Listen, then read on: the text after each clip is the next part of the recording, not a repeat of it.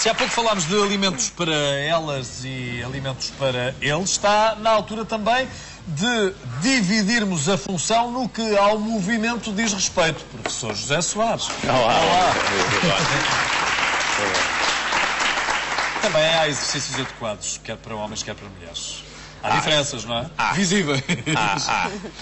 Ainda que de uma forma geral o exercício seja recomendável para todos e, digamos, o aspecto mais básico seja comum. Mas tal como o Dr. Vítor Hugo há pouco, eu ainda consegui ouvir um pouco do que ele estava a dizer, referiu duas áreas aqui interessantes. Uma que é na altura da pós-menopausa, particularmente quando o Vítor falou sobre a questão do aporte de cálcio, e também na fase de gravidez. Sim. Pré-gravidez das mulheres que estão a pensar em engravidar, durante a gravidez e pós-gravidez. Portanto, aí, de facto, nesta altura, portanto, na fase de gravidez e na fase pós-menopáusica, de facto, os exercícios poderão ser um pouco diferentes. No caso da gravidez, por razões óbvias, obviamente, porque as pessoas têm que reforçar alguns dos seus músculos pélvicos, têm que reforçar alguns dos seus músculos que, entretanto, no caso pós-parto, acabam por ficar menos tonificados, menos fortes, e, portanto, há aí, digamos, uma maior especificidade. Depois da menopausa, a questão da osteoporose, o Dr. Vítor falou, de facto, da questão do aporte de cálcio. A osteoporose remete para exercícios um pouco mais específicos, porque nas mulheres, de facto, a menopausa é mais prevalente, e aí, nesse aspecto, digamos que há uma maior necessidade, uma maior especificidade no tipo de exercício. Eu, de todo modo, gostaria de passar dois slides. Dividir as senhoras também. Exatamente, porque mesmo assim, quando nós olhamos para a grande diferença do ponto de vista morfológico entre o homem e a mulher, nós encontramos, digamos que dois grandes aspectos do ponto de vista do corpo. Aquilo que nós chamamos o corpo em maçã. Sim. Ou seja, que já temos aqui falado, que é típico dos homens, portanto, em que a gordura está acumulada na zona abdominal, e, portanto, aí, de facto, estamos aqui, pronto, em que nós temos o corpo em que a gordura fica acumulada na zona abdominal. Isso corresponde a um risco significativamente superior do ponto de vista dos acidentes cardiovasculares e também de algumas patologias, como, por exemplo, o cancro. No caso, e aquela figura, embora seja uma mulher, é um corpo típico de homem, e inclusivamente com alguns aspectos muito característicos, que é o facto de os homens lidarem relativamente bem com a barriga, ou seja, muitas vezes até têm um certo orgulho, não, esta barriga corresponde a um investimento na vida, etc. Mas na realidade isso corresponde a um fator de risco maior. No caso das mulheres, que é típico o corpo em pera, que está ali a verde, significa que há normalmente uma acumulação da gordura mais na zona das ancas, que do ponto de vista estético, de facto, é mais desagradável, mas do ponto de vista da saúde é incomparavelmente menor, corresponde a um risco incomparavelmente menor. Isto porquê? Porque enquanto que na zona abdominal o risco está relacionado particularmente com as doenças cardiovasculares, no corpo em pera o risco está muito mais associado às doenças, por exemplo, da vascularização dos membros inferiores, à má circulação dos membros inferiores. E depois há outro aspecto, eu pedia... Estamos a falar da pressão também das vísceras, não é? Exatamente. E da gordura acumulada na zona de órgãos nobres. Neste slide nós vemos uma coisa muito interessante, que são... Isto o que é? Isto é uma ressonância magnética nuclear, que não vale a pena explicar em grande pormenor, mas o que nós vemos é, digamos, um corte da coxa vista de cima. Aquela parte branquinha ali em cima seria o osso, exatamente. E o que é que nós vemos? Vemos uma perna, uma coxa de uma pessoa mais velha e uma coxa de uma pessoa mais nova. E o que nós vemos nesta zona branca, vemos duas coisas... É mais fácil se nos levantássemos, eu explicava isto melhor. Portanto, o que nós temos a ver aqui é um corte da coxa, isto é o osso, e o que nós vemos aqui... A perna vista de cima. De cima, exatamente. E o que nós estamos a ver aqui é...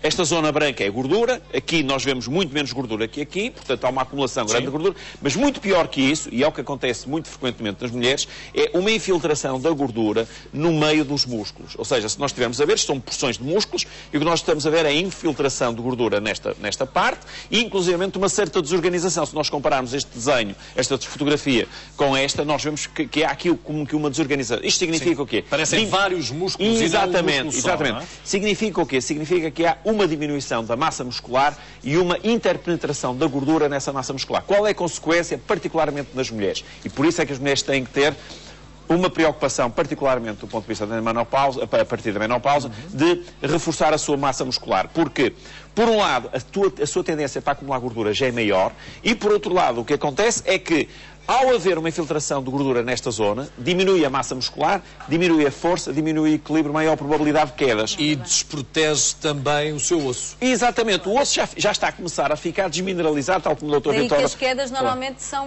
mais traumatizantes e há sempre fratura de ossos, quase nas sempre, mulheres, não é? Nas exatamente. mulheres mais Portanto, velhas, isto significa que a questão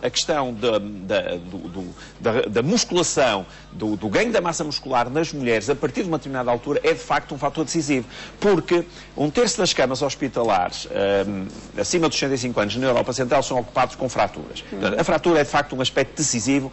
Aliás, ainda há pouco tempo estive na Dinamarca e vi um programa em que havia 2 minutos diários de exercícios para equilíbrio, porque de facto as quedas, e quanto mais velha é a população, quanto maior é a esperança de vida, maior é a probabilidade obviamente, da queda.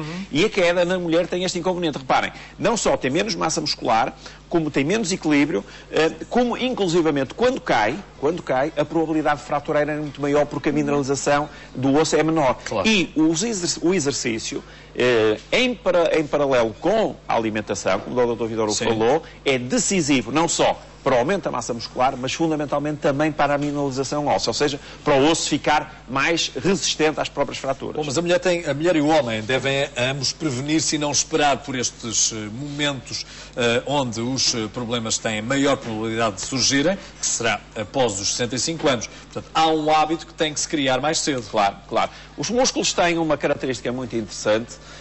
O músculo é mandrião por natureza. É mandrião. O músculo, é uma regra que eu gostava que toda a gente fixasse, que é este. Músculos, 2 pontos, use-os ou perca-os. Portanto, se nós de facto não usarmos os músculos, nós vamos perdendo já associado à idade, portanto, a própria idade, a própria senescência vai-nos fazendo perder massa muscular, mas por outro lado também a não utilização dos músculos. Nós quando estamos sentados, estamos a degenerar os nossos músculos. Porquê? Porque não temos a ausência, estamos numa situação de microgravidade. E, portanto, sempre que nós possamos usar os músculos nas circunstâncias mais diversas, nós estamos, de certa forma, a contribuir para a saúde dos nossos músculos. Ao contribuir para a saúde dos nossos músculos, estamos a contribuir para a nossa saúde. Aliás, há um aspecto muito interessante, é que nos músculos aloja-se, ou está lá, um tipo de células que é decisivo, inclusivamente, para o nosso sistema imunitário, para as nossas defesas. Portanto, quando perdemos músculos, perdemos força, perdemos qualidade de vida, aumentamos a probabilidade de quedas e, inclusivamente, o nosso sistema imunitário fica mais diminuído. Sim, senhora.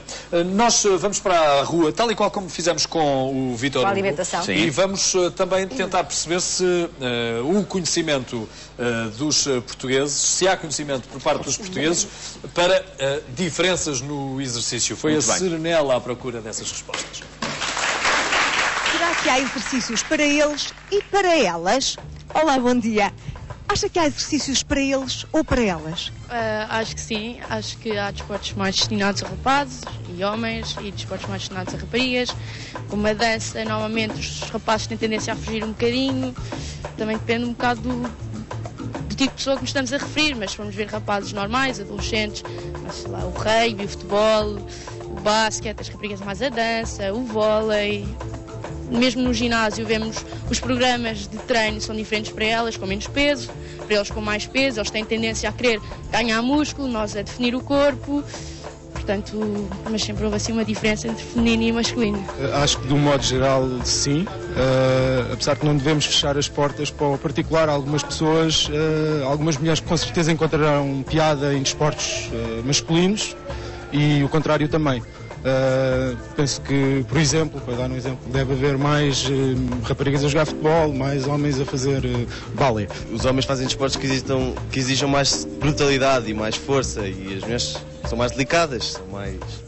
Pronto, não sei, acho que as mulheres fazem desportos que exigem menos força que os homens. Há exercícios para eles e para elas?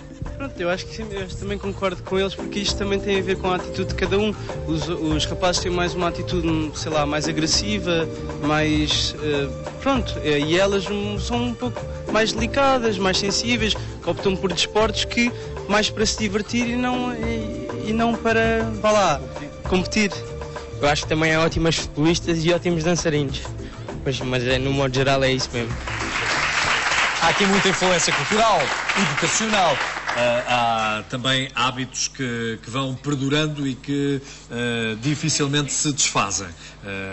que este preconceito de que os homens não dançam, por exemplo, quando cada vez mais vemos os homens a dançar e a ter gosto nisso, não é? Claro. E que as senhoras não são competitivas. Ouvimos também. Quem é que gosta de perder? Eu não acredito que as mulheres gostem. Desse ponto de vista, discordo em absoluto, não é? De facto, as mulheres são muitíssimo competitivas, aliás, tão competitivas como homens. Não há nenhuma razão para serem diferentes. Aliás, basta entrar na casa, seja de quem for, não é? Exatamente. Agora, houve aqui... Quem manda mais. Exatamente. Houve aqui, foi uma pequena mistura de dois conceitos, que foi de desportos e de exercício. Ou seja, o que algumas pessoas disseram é que há desportos para homens e desportos para mulheres. Como sabem, ao longo dos tempos isso tem-se vindo a esbater. Tem-se vindo a esbater. Felizmente, havia muitos casos, de facto, de desportos que eram vedados às mulheres, agora hoje em dia já não é. E relativamente ao exercício, são coisas relativamente diferentes. Uma coisa é fazer um determinado desporto, que é tipicamente de homens, embora na maioria dos casos já esteja a ser praticado por mulheres, ainda continua a haver, apesar de tudo, desportos só para homens, só para mulheres, mas essa diferença está-se a esbater. E depois ao próprio exercício. E aí, houve ali um jovem que disse uma coisa interessante. Os homens são mais agressivos. Exatamente. A palavra se calhar é um bocadinho pesada, mas na realidade a agressividade, por exemplo, no mundo animal, vem muito, por exemplo, das flutuações do ciclo hormonal e muito a ver com a libertação de algumas hormonas sexuais masculinas que estão ligadas à agressividade. Por exemplo, a testosterona. E é essa testosterona que faz, entre outras coisas, que faz com que os homens tenham mais massa muscular e as mulheres tenham mais massa gorda. O que, numa determinada altura, parece ser muito benéfico, chega-se a uma determinada altura da vida, é mais benéfico para elas que para nós, que duram cerca de 4 ou 5 anos mais que nós. Mas é certo que num ginásio os objetivos deles são diferentes dos dela. Também ouvimos no depoimento que eles têm mais tendência a criar músculo e as mulheres querem mais apenas definir o corpo, não é? E há objetivos e para isso trabalham também de forma diferente. Sabe uma coisa que eu tenho reparado nos ginásios? Enfim, isto é só da minha... Agora não tem nada a ver com a minha área mais técnica. Exatamente, mas daquilo que eu observo é que os homens...